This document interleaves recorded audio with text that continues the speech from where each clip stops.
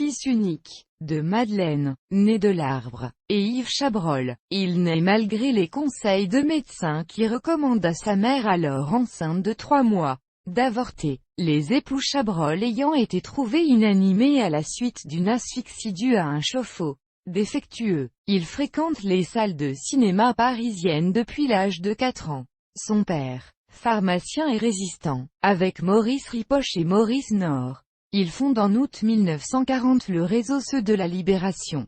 Envoie l'enfant, durant la Seconde Guerre mondiale, chez sa grand-mère maternelle, à Sardan, dans la Creuse. Plus tard, devenu célèbre, Claude Chabrol fabulera excessivement autour d'événements survenus durant son séjour de 4 ans.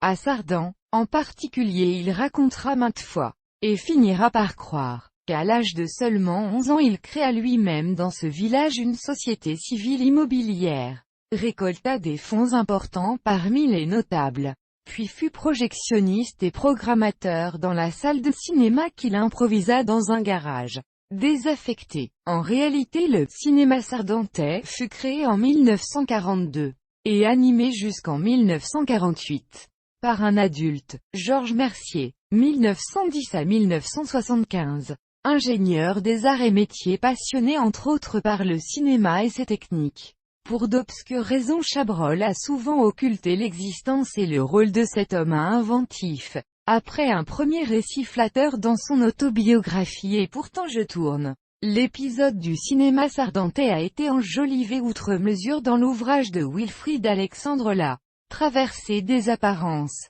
Par la suite, Michel Pascal puis François Guérif recueilleront des récits plus proches de la réalité. Néanmoins, la légende du marmot cinéaste sera encore amplifiée en 2012 dans un album composé par Michel Pascal. En 2013, Daniel Domecq mettra heureusement fin au colportage de cette invention naïve. Dans une étude méticuleusement documentée publiée par le Conseil général de la Creuse, intitulée « À chacun son cinéma. Histoire et petites histoires du cinéma dans la Creuse ».